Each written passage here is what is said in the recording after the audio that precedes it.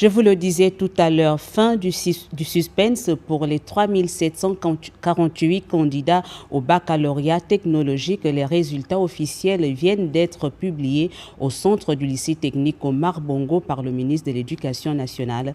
Écoutons. Pour le baccalauréat technologique session 2025, sur 3748 candidats inscrits, nous avons enregistré 69 candidats absents. Ainsi, 3679 ont effectivement composé, ce qui donne un taux de participation de 98,16%. À cet effet, sont déclarés admis au premier tour 1973 candidats, soit un pourcentage de réussite de 53,63% sur l'ensemble du territoire national. Sont déclarés admissibles 1315 candidats, soit un pourcentage de 35,74%, et 391 candidats sont déclarés ajournés, soit un taux d'échec de 10,63% au premier tour. À tous les admis d'office, je dis un grand bravo. À Libreville, on parle de la signature d'un partenariat privé-public entre le ministère des Eaux et Forêts, chargé du conflit homme-faune, et la Société d'exploitation et transformation des bois du Gabon. L'État gabonais s'engage à accompagner ce projet structurant et producteur. On fait le point avec Eric Nzegi Badinga, Di Mondjok et Jean Guéma.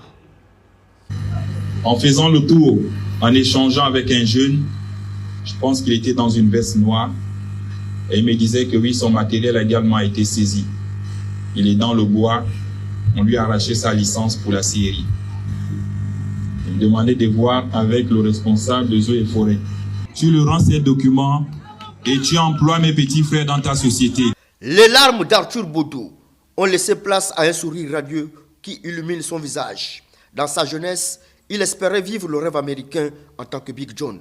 Mais aujourd'hui, il concrétise son rêve gabonais dans le cadre du contrat de partenariat public-privé signé entre le ministère des Eaux et Forêts et sa société Exploitation et Transformation des Bois du Gabon. Cet accord vise à établir une unité industrielle pour la première, deuxième et troisième transformation du bois. L'État gabonais s'est engagé à accompagner activement ETBG en assurant un approvisionnement régulier en grumes et en mettant à sa disposition une superficie forestière de 50 184 hectares. Je remercie particulièrement le chef de l'État, le président de la République, Brice Clotaire Oligui Nguema. Je n'ai pas de mots. De toute façon, ce que je peux vous dire, c'est que je suis très content aujourd'hui de pouvoir être accompagné par le ministère. Ma vision, c'est de donner l'employabilité aux jeunes. C'est sur les très hautes instructions du président de la République, chef de l'État, chef du gouvernement. On encourage également d'autres Gabonais qui veulent se lancer là-dedans à faire preuve de pragmatisme, de volonté, vraiment de courage. Et l'État est prêt à accompagner effectivement ceux qui veulent bien retrousser les manches. Il n'a rien lâché et vraiment toutes nos félicitations. C'est un accord promoteur, une vision pour le futur incarnée par le président de la République, Brice Clotaire Oligui Nguema, qui fait vivre aux jeunes le rêve gabonais. Et ce rêve a un nom, la félicité. Restons dans le même registre, cette fois pour parler de cette conférence sur la criminalité environnementale et le conflit homme-faune qui s'est achevé sur des perspectives prometteuses. Les deux problématiques qui préoccupent les pays du bassin du Congo ont été examinées en profondeur au cours de cette conférence. On retrouve Eric Nzegi Badinga. La montée en puissance des groupes criminels organisés constitue un défi qui dépasse la seule capacité des éco-gardes et rangers, rendant nécessaire l'implication des forces spéciales pour renforcer la lutte. On a l'habitude avec les rangers de traiter la criminalité qu'on appelle de basse et moyenne intensité, c'est-à-dire donc les braconniers d'ivoire, les braconniers des camps de pangolins, voire l'abattage de bois. Mais de plus en plus, nous sommes confrontés à une criminalité environnementale de haute intensité. Et j'entends par là des groupes armés, des groupes de rebelles, voire parfois des unités terroristes. Et incontournablement, il n'est pas pertinent, ni même, humain, d'envoyer nos rangers, nos forces forestiers, affronter cette menace de haute intensité.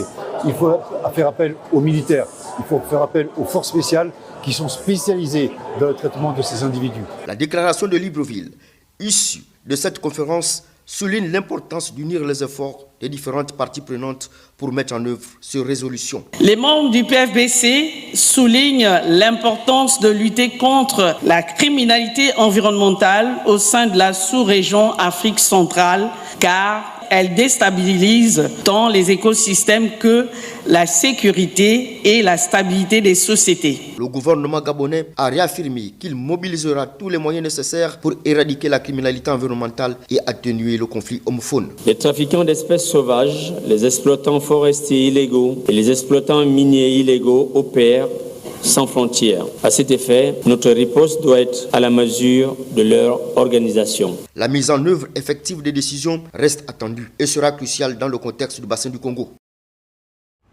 Après Mindik, c'est la ville de Bitam, toujours dans la province du Wellington, qui a accueilli la délégation gouvernementale conduite par le ministre du Travail. L'équipe a visité le site d'Agro-Business Group, ex-Siat Gabon, et échangé avec les responsables sur l'avenir de l'entreprise. Mirandangé et Pierre Claverella pour les détails. La culture de l'éveillard représente un véritable levier économique pour le Gabon. Y Bitam, cette visite s'inscrit dans une volonté de relancer durablement la production de caoutchouc tout en améliorant les conditions de vie des travailleurs. Monsieur le Président, votre implication directe, vos décisions et votre vision claire permettent de remettre Agro-Business Group sur le chemin du redressement et de la stabilité.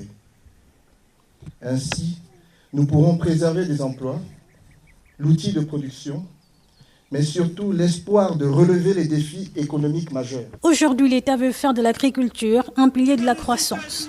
Il soutient ABG à hauteur de 35% et entend s'impliquer pleinement dans la relance de l'activité. Lorsque les centaines de familles sont en détresse, lorsque les outils de production sont mis à l'arrêt, l'État doit réagir dans un esprit de dialogue et de transparence. L'État est désormais actionnaire. Il faut régler les problèmes et garantir l'employabilité, car l'entreprise fait vivre plus de 1000 Gabonais.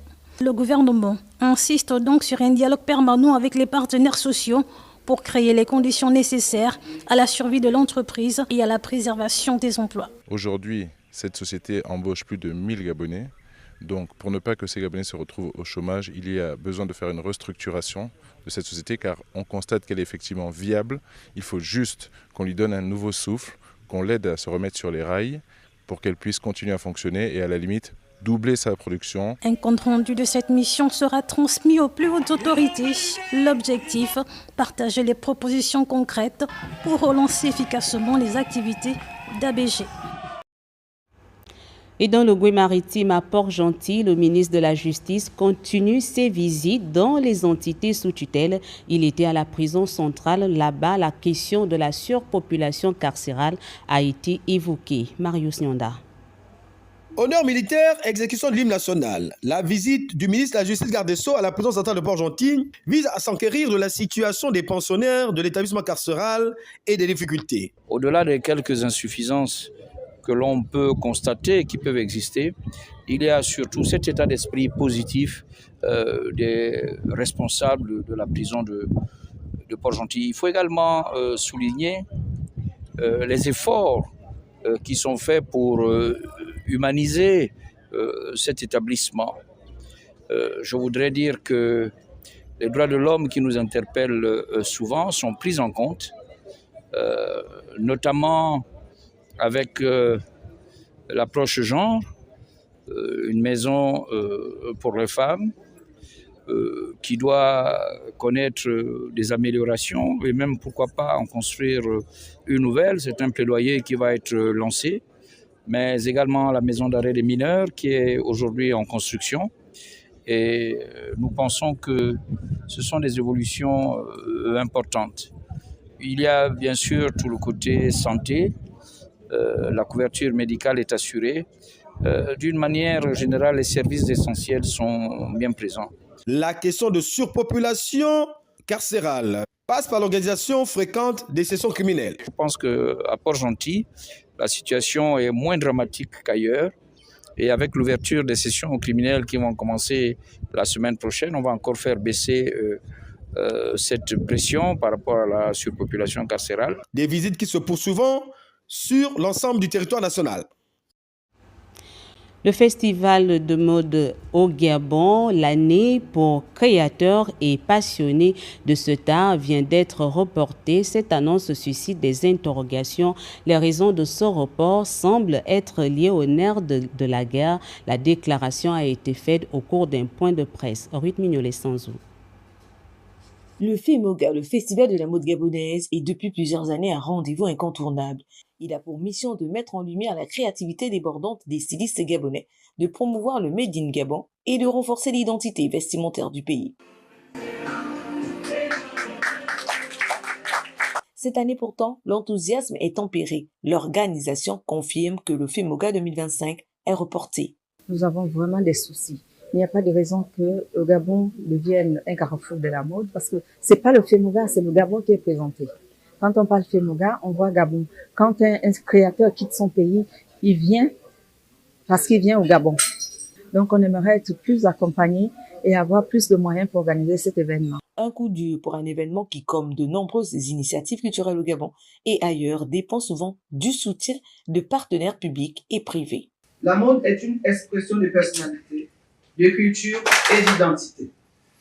Elle permet en effet de se sentir unique dans son genre en créant un style personnel qui reflète notre identité. Ce report du FEMOGA 2025 est un signal fort afin que ces talents puissent contribuer à s'exprimer et à faire rayonner la culture gabonaise bien au-delà de ses frontières. Et nous voilà sur la route des élections. Après leur prestation de serment à la Cour constitutionnelle le 9 juillet dernier, les membres de la Commission nationale d'organisation et de coordination des élections ont tenu leur première réunion cet après-midi au ministère de l'Intérieur. Compte rendu, Pélagie Mbui, Chélie Manéa. Dirigée par son président, Hermani Mongo, cette première réunion était consacrée à la prise de contact entre le bureau et les 7 autres membres représentant les ministères sectoriels. Le ministre de l'Intérieur est revenu sur l'exigence de neutralité et d'impartialité. Nous avons peut-être des sensibilités, nous avons peut-être une proximité, nous avons indéniablement un lien aussi hiérarchique avec ce qui vous concerne, les ministres qui vous ont nommés. Mais qu'à cela ne tienne, ici c'est la commission. Vous avez prêté serment, pas au nom de votre ministre, mais en votre nom. Donc c'est vous qui devez répondre face au serment qui vous engage.